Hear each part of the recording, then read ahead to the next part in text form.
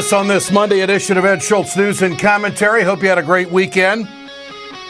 The numbers don't lie. Campaigns are campaigns. They send out releases all the time. There was a release that was sent out and a statement sent out over the weekend that really caught my attention, and it was from Senator Bernie Sanders and his campaign pointing out the disproportionate amount of news coverage that one in particular candidate is getting, and of course that's Donald Trump, but also pointing out that there has been very little evening news coverage of Bernie Sanders. And, you know, as I said, the numbers don't lie. There's an organization out there, or a report out there in the industry called the Tyndall Report. And what the Tyndall Report does is track the various nightly news programs on the big three networks.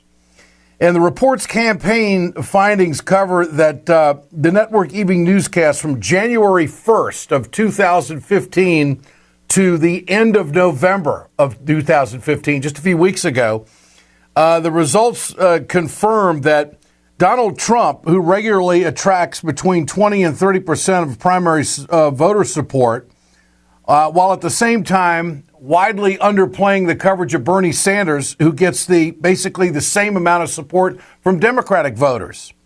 The Tyndall Report provided the breakdown by the network of Sanders' 10 minutes of news coverage. The CBS Evening News has done Bernie 6.4 minutes. The Nightly News on NBC 2.9 minutes. And World News Tonight with David Muir 0.3%. It shouldn't be funny because it's about our democracy. It's about a debate. And it just shows that the networks are chasing ratings. That's what they're concerned about. In terms of standalone campaign stories this year, it's been 234 minutes for Trump compared to 10 minutes of Sanders. And at World News Tonight, it's been 81 minutes for Trump and less than 1 minute. Think about that. Less than 1 minute of news coverage on ABC News, World News Tonight for a major candidate. Now, I find that startling. You mean to tell me that Bernie isn't talking about the issues? Come on. All of the things that he's talking about poll in the majority. He has changed this campaign from the standpoint of Keystone, from the standpoint of trade, and forced the frontrunner, Hillary Clinton, to make moves. I said on this production last week that Donald Trump is the best thing that's ever happened to Hillary Clinton because he's sucking all the air out of the room while she has the lead on the Democratic side and Bernie doesn't get any attention. And so now the candidate, it's just not surrogates. It's the candidate himself who's talking about the corporate media in this press release of the weekend, pointing out these disproportionate numbers of coverage. So what's fair? What's important? How is Bernie Sanders or any candidate put in that position supposed to level the playing field? Is it social media? Is it just spending more money? What is it? Do the network newscasts have an obligation to make sure that all of the campaigns are covered? The answer to that is no, because no one's forcing them to change. For more on this, let's turn to Larry Cohen. He's a former president of Communication Workers of America and also the chair of the Democracy Initiative. Larry, good to have you back with us. My pleasure. Your thoughts on these numbers, and I've got some other numbers here as well. The polling, Hillary's going up, but so is Bernie going up. I mean, he's clearly within striking distance, but he's also fighting a name recognition issue as opposed to Hillary Clinton, as any candidate would. But how do you suppose to get your name out there if you can't get the major news networks to cover you? Your thoughts on all this? What's the uphill battle? Yeah, well, as you just said, it's atrocious. The idea that ABC has that kind of ratio of 80 minutes versus actually 20 seconds is what Bernie's coverage amounts to on ABC, and the others are almost as bad. So, for us, it's grassroots. 2 million people are involved in this campaign in some way. Over 800,000 have donated on average twice. Bernie was in Iowa the last 2 days. Again, incredible enthusiasm. There's a huge staff in Iowa, thanks to that small donor contributions. See, now, let me just stop you there. Yeah. In Iowa the last couple of days, I didn't see any coverage of Bernie Sanders in Iowa. No coverage on national media. But in Iowa, there is coverage. He was on the Mississippi that whole time on the Iowa side. And it's all going to be about turnout in Iowa caucuses. And The key is, can we turn out the popularity of Bernie Sanders on February 1st? That's what it's going to come down to. And the 80 staff that are there, that's their job. It's not, it's very concrete. Can we turn out the people who have shown up in Iowa? If everybody who showed up at a Bernie event in Iowa turns out, he wins the Iowa caucus. So it's a question of encouraging people about what our task is. It's not only winning the presidency, it's changing this party. It's building a populist movement that's going to go on and on. If people see it that way, they're going to show up. If the national media discourages them that Bernie can't win, the turnout drops down, and then the numbers are worse. Well, that's really our challenge. Okay, so get out the vote. And the question is, are the Sanders supporters more motivated than the Clinton supporters? I do think that there is a pervasive attitude amongst national news people that, well, Bernie can't win. He's not going to beat Hillary. It's the Clinton machine, so why cover it? Do you sense that when you communicate with these network reporters and producers? Yeah. Yes, and that's part of what I do every day. And absolutely, in every single case, it's as if we're in July in Philadelphia, as opposed to that we're building a national movement that not only can he actually win the nomination, but no matter what, there's going to be over 1,000 delegates, and we're going to change this party. And people should realize, I mean, I've been doing a lot of work on New York in the last week, the incredible enthusiasm in a place like New York, where she now makes her home and used to be a senator. The enthusiasm for Bernie, including electeds, is unbelievable. Working Families Party endorsed last week. Today, New York Citizen Action will endorse. They're both enormous in that state. Mm-hmm. More to come this week from New York, and we're going to show right now that in New York, with over 250 popularly elected delegates that actually have to run, we're going to clean up. Yeah. And I think we have to get it in that frame. It's not just about Iowa and New Hampshire. It's about changing this country through this campaign. You know, the other day, the Sanders campaign, Bernie Sanders picked up an endorsement from Working Families Coalition. He ended up on page A30 of the New York Times. I mean, that's where it was. Yeah. So it's not only just the networks. I mean, it's the major print media as well, isn't it? Yeah, absolutely. Particularly the New York Times. And again, that Working Families Party is a national network now in 9 states, but its base is really in New York. And it's enormously important in New York, as is the New York Citizen Action endorsement coming today. And it's grassroots. And that vote, they did a membership vote. 87% voted for Bernie in a party that's based mainly in New York State. I mean, these numbers are shocking. And we have to translate that into this mass populist movement, as I call it. Okay, I think you being a former union head, the president of Communication Workers of America for a number of years, maybe you can speak more freely on this. Some of the unions have endorsed candidates, some have not. And are these endorsements coming from management of the unions, or are these endorsements actually coming from the member, the rank and file? Is this when I see an endorsement of a particular union, is it the rank and file that's saying, yes, we want candidate X over Y? What is it? Well, no, very few of them. Actually, only 2 unions, national unions, have given members the opportunity to vote like Working Families Party did. I'm proud of my union. The CWA is one that has. That'll be announced on Thursday of this week. The results of that went on for 6 weeks, online voting with tens of thousands voting. Mm-hmm. The National Nurses United did that very early on and endorsed Bernie. But no, the rest of them have been an executive board or a president, they can do that. And I'm not criticizing them for doing it, but we should recognize the difference. In every single poll that's let activists vote, Bernie has won, whether it's Time Magazine Person of the Year, or, whether it's the Working Families Party announced last week. And I think, again, we take heart. The activist base of this country that votes online is overwhelmingly for Bernie Sanders. They say in chorus, enough is enough, no more business as usual. Let's build the political revolution. All right, so understanding the process is important when we see the headline or who's getting endorsements and where. The next step for Bernie's campaign, in Iowa to turn out the vote. How do you do that? What, you go door to door, you pick people up, you take them, and is there a certain demographic that's going to be more energized than another? What about all that? No, you've nailed it. So it's February 1. Typically, it's the winter, although with climate change, the weather could be like this. So it's who will show up and spend typically 3 hours. It's county by county, and then it's a complicated process to assemble who the delegates are, who then choose the actual delegates. It's a relatively small state in terms of the number of actual delegates. But what gets reported that night is the number of caucus goers. If in any of those rooms there's less than 15% for a candidate, which there will be for O'Malley in every room, they can't stay in that corner of the room they're in. They got to go to one of the other corners. So it's very complicated. It takes 3 hours. Our main strategy is to work the people who have shown up at these meetings. We have the emails of all of them.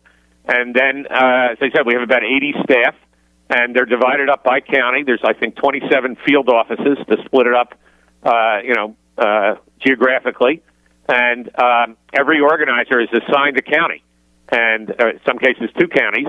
And we have a leadership group in every single county of activists who are volunteering. Yes, they do go door to door, but frankly, in Iowa, that's a painful process because you're looking for, to think about, are we going to knock on a door of somebody we're going to move to show up, 90 days from now or 80 days from now? Yeah.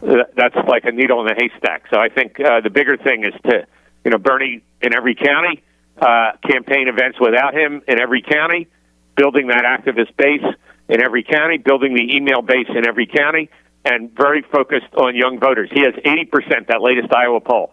80% of voters under 45 are caucusing for Bernie Sanders. That's our demographic. We've got to turn out young voters. Larry Cohen, always great to visit. Former President of Communication Workers of America and now the chairman of the Democracy Initiative. Larry, good to visit. Thanks so much. My pleasure. When we come back, where are the candidates messaging? Is it social media? Is it network news? Is it local news? Is it radio? Where is it? Holland Cooke breaks it down for us when we come back. Communication Workers of America, Alliance for American Manufacturing, BioGreen Clean, and the iSafe team bring you this production. We're right back. Hey, folks, you've heard me talk about BioGreen Clean. I'm going to show you right now on my airplane just how tough this is. I want you to keep in mind, chemical-free, 100% plant-derived, biodegradable. It is the safest cleaner that you can get, and it's the most effective. Go to our website, wegotit.com, or go to biogreenclean.com. www.biogreenclean and order today. It's time to continue our conversation about mechanical insulation. Mechanical insulation is for the piping systems in our nation's commercial and industrial facilities. Facility owners are burning up billions of dollars through the lack of mechanical insulation on these piping systems. Call the iSave team. Insulation saves America valuable energy, and this team of energy conservation specialists is shovel-ready to save you money. Visit iSaveTeam.org to have a specialist give your plant an energy audit. We perpetuate a culture of crime all the way from Wall Street right down to the main street in our hometowns. It's worse than it has been since FDR took control of the problem and said we can't count on industry taking care of the American labor. They probably have already engaged into some type of criminal cover-up, and the law prohibits the government from even doing anything about it. Catch America's lawyer Mike Papantonio on YouTube at youtube.com/GoLeftTV. Good to have you with us on Ed Schultz News and Commentary. Have you been listening to the radio as of late? You might be hearing a few more political ads. Donald Trump, that's the only place he's spending any money right now, is on radio. Why is he doing that? Surveys are out showing that that's where the captive audience is. New York Times, political campaigns turn to radio to capture voters. No one better to speak on this than Holland Cooke, longtime media consultant and great friend of ours. My friend, thanks so much. You bet. Good to talk to you. When I first saw this story, I wonder, is somebody PRing for the radio industry here, or is this true? We got social media platforms, there's network news, there's iPhones, there's all kinds of stuff out there to communicate now. And radio is still seem to be a driving force to captivate people, according to the survey. What about it, Holland? In 2015, we passed a milestone when radio surpassed television as the biggest reach medium, and that's just what it sounds like. It reaches more people than any other medium. Some 245 million Americans aged 12 and older listen to radio every week. Forbes magazine reported this a couple of months ago, and it bounced around until this New York Times thing a few days ago pointed out the obvious, is that TV viewers can skip the ad, but radio people are, as you said a minute ago, a captive audience when they're stuck in the car. National average of listeners 18 plus is an hour and 14 minutes of audio consumption daily, most of which, some 72%, is radio. So I think you're right. We're going to be hearing a radio air war in the 2016 election. And I don't just think at the presidential level, but at all levels. Because compared to TV, it's less cluttered in terms of other political messages you're competing for. You can target better, and it's much, much less expensive than buying television. You know, if I was a TV salesperson, I'd be saying, yeah, but radio folks are avid button pushers. What about that? Well, the time spent listening varies from format to format. And one of the surprises we're reading in the research that has come out lately from Nielsen, the ratings company, is that this is not just about talk radio. It's about music radio, which, as you know, has very long time spent listening. You'll hear radio stations on FM say that it's the official listen at work station. It's the no repeat work day. It's the station everyone at work can agree on. So they tend to turn it on and leave it on all day. And believe it or not, the voters are more susceptible to messages on music stations than on news, talk, and sports stations. So are they where they come and go? Are they Republicans or Democrats or independents? Is there a definite breakdown there? No, it's all over the map. Not surprisingly, the conservatives are more interested in talk radio than the Democrats are. But that's about as much as you can generalize format by format. Nielsen has also sliced it the other way by segmenting voters. So they're mashing up the data of radio formats and voter mindset. And you know, the biggest group of voters that Nielsen has segmented, they call unconnected and unregistered. 17% of people eligible to vote are in play. So I think the messages are going to be targeting them to say register and get out to vote. This is the big X factor that we won't really appreciate until Election Day. One number that jumped out at me, Holland, was 100 million adults who do not watch local TV, weekday news, are reached by radio. Now, if I'm running a campaign, 100 million people, I got to see a state-by-state breakdown on that. It's just viewer habit, isn't it? Yeah, and the habits are changing. The so-called cord cutters who have given up on cable or satellite TV and find what they want on Netflix and Hulu, and they've got YouTube pumped into the TV set. And believe it or not, they've hung an antenna because since the digital transition, they can hang a very small antenna that hides behind the set. And what's old is what's new. They're pulling local TV signals off the air. But these are tough times to be a local TV station because there are just hundreds and hundreds of other choices thanks to the cord cutters. And yet the TV ad rates have not gone down as a result. And meanwhile, the momentum that we're going to see beginning in early February is in some of the least expensive radio markets there are. You know, the Iowa and New Hampshire radio markets are all very small markets with low rates.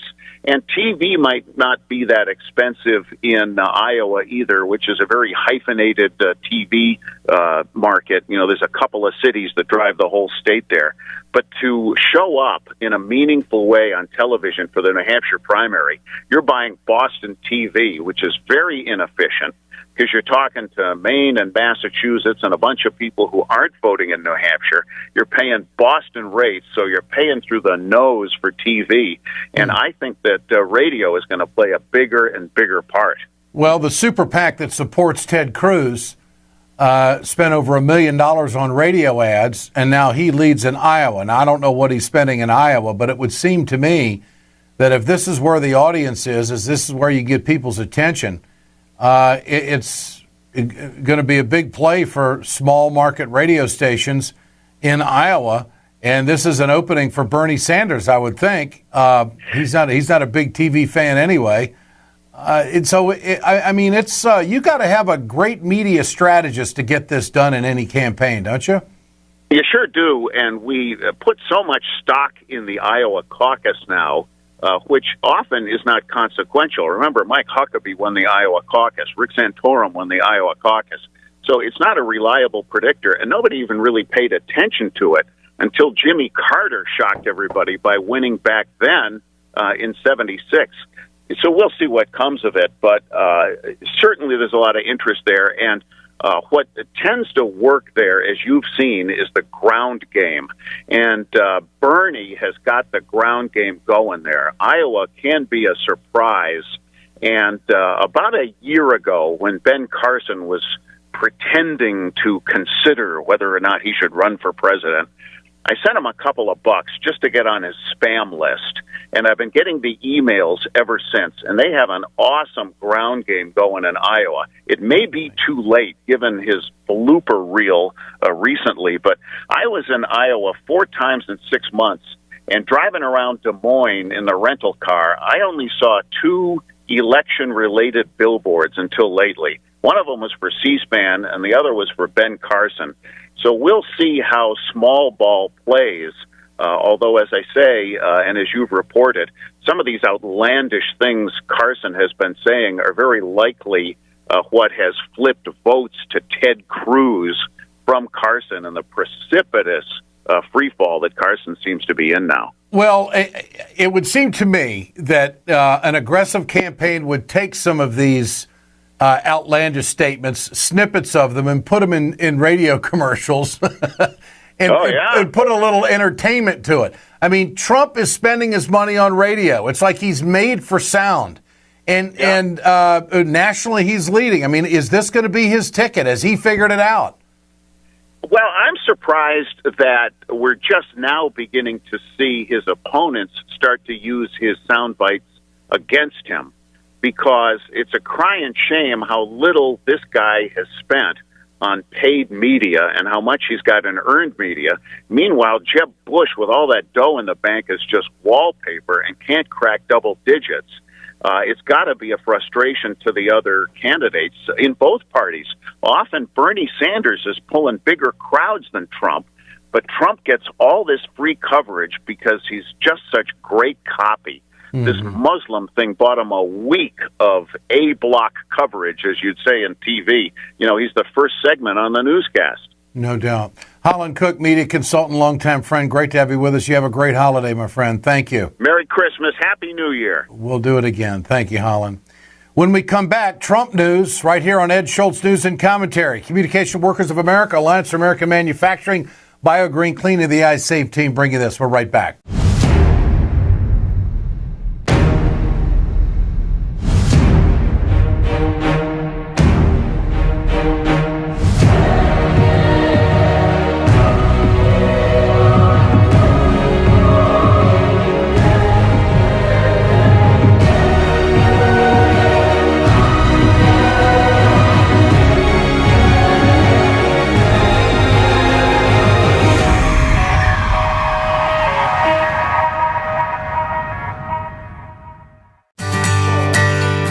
From the steel mills of Pennsylvania, to the auto factories of Michigan, to the modern makers movement, manufacturing makes our nation great. I'm Scott Paul, president of the Alliance for American Manufacturing. We bring business and labor together to advocate for policies that everyone can agree on. Together, we can strengthen manufacturing and create good-paying American jobs. Help us keep it made in America.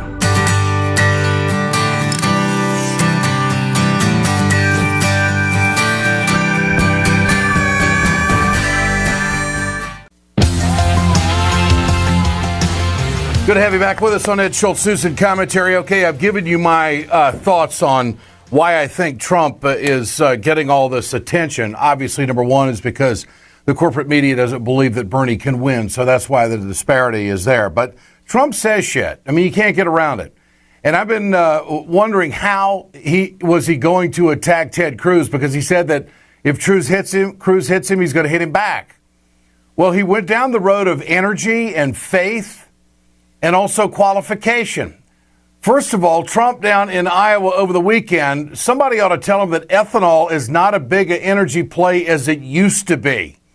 And the public is leery of ethanol because there are surveys out there that show and studies out there that show that actually it costs more energy to produce ethanol and get it into our fuel than it does not to produce it. But that's a fight for another day. Bottom line here is that he tries to pin big oil on Ted Cruz. Well, look, he's from Texas. To the best of my knowledge, there's a lot of oil in Texas, right? So, he gets a lot of money from the oil companies, and he's totally against ethanol and everything else you're talking about. If Ted Cruz is against ethanol, how does he win in Iowa? Because that's very anti-Iowa. I don't know how he wins in Iowa. Well, now, Mr. Trump, what you got to do if you really want to hit him is ask him where he stands on the farm bill. Because most conservatives are against the farm bill. And Mr. Trump, where do you stand on the farm bill? This country has always dealt with food security and to make sure that our producers are out on the land. And I'd be anxious to know what his position is on that. For Cruz, he's against all government involvement and everything, wants to privatize everything. Then he goes on to sell his faith, Trump does, saying that, hey, he's no bigger a Christian than I am. Iowa's so important to me. I could say, let's not do. I am an evangelical. I'm a Christian. I'm a Presbyterian.